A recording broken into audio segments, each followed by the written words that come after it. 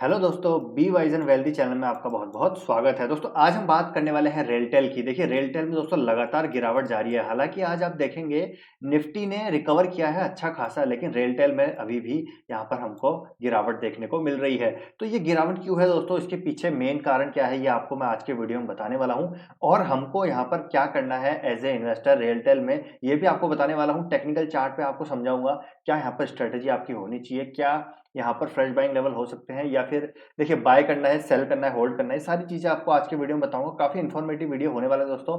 अच्छा लगे लाइक जरूर कीजिएगा। चैनल पे नए हैं, अभी तक सब्सक्राइब नहीं किया दोस्तों, चैनल को जरूर सब्सक्राइब कर लीजिए। कोई भी क्वेश्चन है, डाउट है आपके, जरूर कमेंट बॉक्स में पूछ सकते हैं आप, मैं आपको जरूर रिप्लाई करूंगा।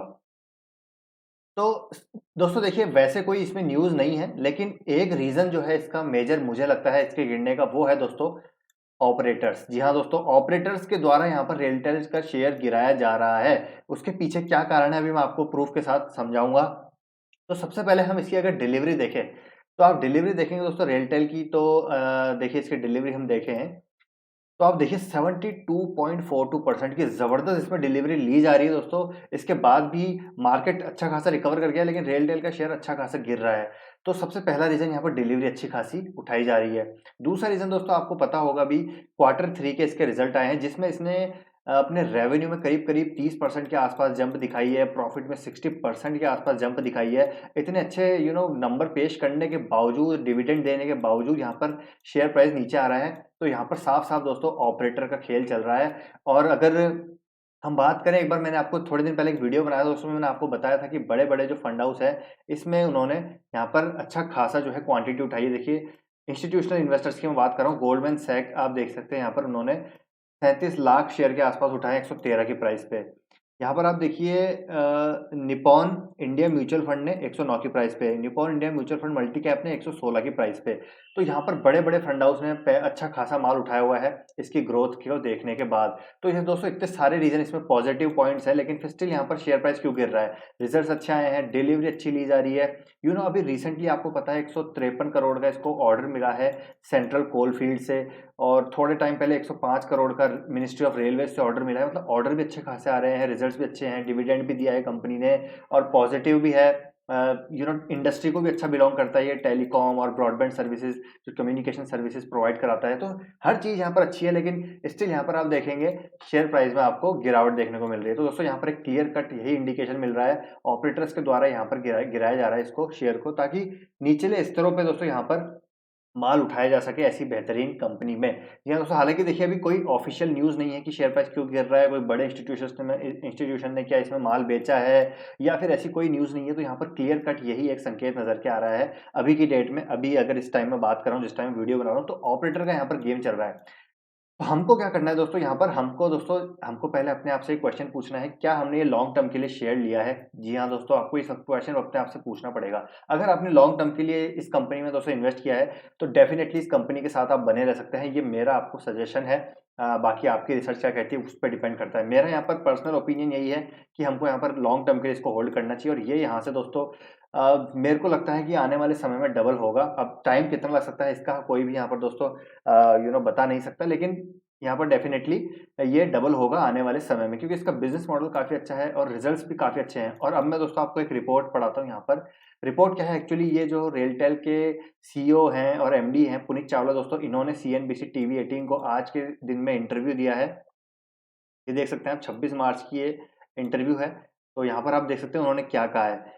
Rental corporation of India is in our radar, ये उनका क्या है, on our radar on back of strong Q3 results and recent order which discuss the outlook for the year. Puneet Chawla and MD of the company said that he expects FY22 to be better than FY21। जी हाँ दोस्तों, FY22 जो है इससे भी better होगा। मतलब आप समझ सकते हैं अभी 29% का रेवेन्यू में जंप, 60% के आसपास प्रॉफिट में जंप, तो ये सब चीजें और बेहतर हो सकती है FY22 में। तो उनका क्या कहना है देखिए, यहाँ देखिए मैंने आपको बता ही दिया। He said that he expect similar growth in next financial year as well from all streams, telecom, infrastructure and और एग्जीक्यूशन ऑफ प्रोजेक्ट्स, और pace of execution is also growing simultaneously. Demand post COVID has also been increasing. With this growth we expect next year to be even better than the current year, he further noted.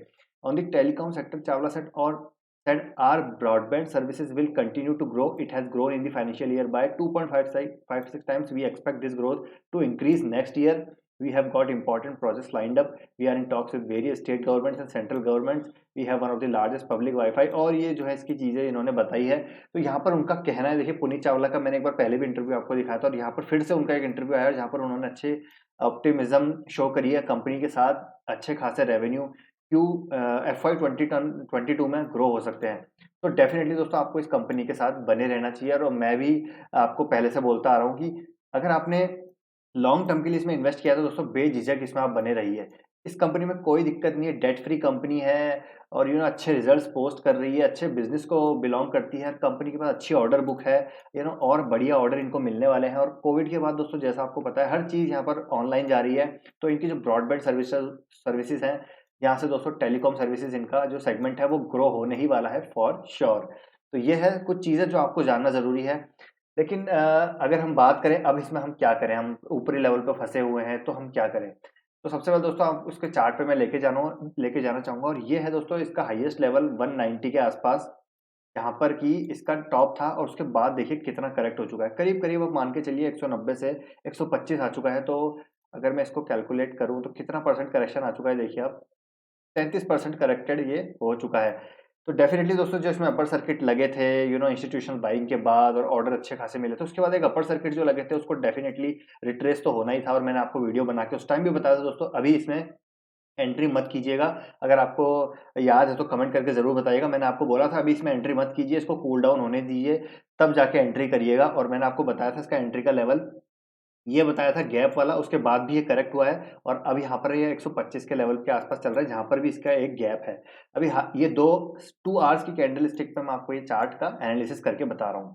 तो fresh buying level अब क्या हो सकता है दोस्तों, अब देखिए ये ज़्यादा से ज़्यादा कितना गिर सकता है। मुझे लगता है कि ज़्यादा से ज़्यादा 120 तक आ सकता है, जहाँ पर निपॉन इंडिया जैसे और गोल्डमैन सैक जैसे बड़े इंस्टीट्यूशन ने अपनी होल्डिंग ली हुई है। और ये दोस्तों लॉन्ग टर्म के लिए इन्वेस्टर्स होते हैं, ये शॉर्ट टर्म के लिए नहीं होते, और इनको पता है बिजनेस मॉडल कितना ज़बरदस्त है, इसलिए यहाँ पर अच्छी खासी इन्होंने बाइंग की हुई है। अब हमको क्या करना है दोस्तों, मेरे हिसाब से ये इसका एक सपोर्ट है अच्छा खासा, यहाँ पर आप देख सकते हैं जहाँ पर ये अभी फिलहाल ट्रेड कर रहा है। तो यहाँ पर दोस्तों इससे नीचे मुझे नहीं लगता, इसकी जो डाउन साइड रिस्क है अब काफ़ी कम है, अब यहाँ पर अपसाइड पोटेंशियल बहुत ज़्यादा है। तो अगर आप दोस्तों ऊपर के लेवल पर फंसे हुए हैं तो डेफिनेटली आप इसको होल्ड कर सकते हैं। ये डेफिनेटली आपको जो है प्रॉफिट में ही आएगा आपके, अगर आप इसको लॉन्ग टर्म होल्ड करते हैं। और अभी लास्ट वीडियो जो मैंने बनाया था, मैंने आपको बताया था अगर आप शॉर्ट टर्म या पोजिशनल ट्रेड करते हैं तो 143 को इसको एक बार क्रॉस करने दीजिए, उसके बाद ही आप पोजीशन बनाइएगा, क्योंकि यहाँ पर इसका एक रेजिस्टेंस है, और देखिए फिर से उसके बाद ये नीचे आ गया है। तो जैसा मैंने आपको बताया था उससे उसके बाद जस्ट नीचे आ गया। तो आई होप अगर आप शॉर्ट टर्म ट्रेडर हैं तो आप इसमें पोजीशन नहीं ली होगी, क्योंकि इसने 143 का जो है मार्क क्रॉस नहीं किया था। लेकिन अगर आप लॉन्ग टर्म इन्वेस्टर हैं दोस्तों तो डेफिनेटली आप इसको एवरेज कर सकते हैं। वैसे मैं एवरेज करने की सलाह नहीं दूंगा, आप इसको क्या कीजिए दोस्तों, थोड़ा वेट एंड वॉच कीजिए। एक बार ये 143 का मार्क क्रॉस करे तब आप एवरेज कीजिएगा। एक बार इसका जो है थोड़ा सा यहाँ पर ट्रेंड रिवर्सल हो, उसके बाद आप यहाँ पर एवरेज कर सकते हैं। अगर पोजीशन बनाई हुई है तो होल्ड कीजिए, और जैसे ही 143 या 144 के आसपास क्लोजिंग दे, जो क्लोजिंग दे मतलब स्टेबल हो जाए, वहाँ पर सस्टेन करे, तब आप जो है अपनी पोजीशंस को एवरेज कर सकते हैं। लॉन्ग टर्म में आपको मैंने बता ही दिया अच्छा परफॉर्म करेगा। FY22 में खुद पुनीत चावला जी बोल रहे हैं कि FY22 would be better than FY21। तो यहाँ से आपको एक चीज़ थोड़ा सा यहाँ पर जो है पॉजिटिव नोट पे आपको यहाँ पर देखनी चाहिए।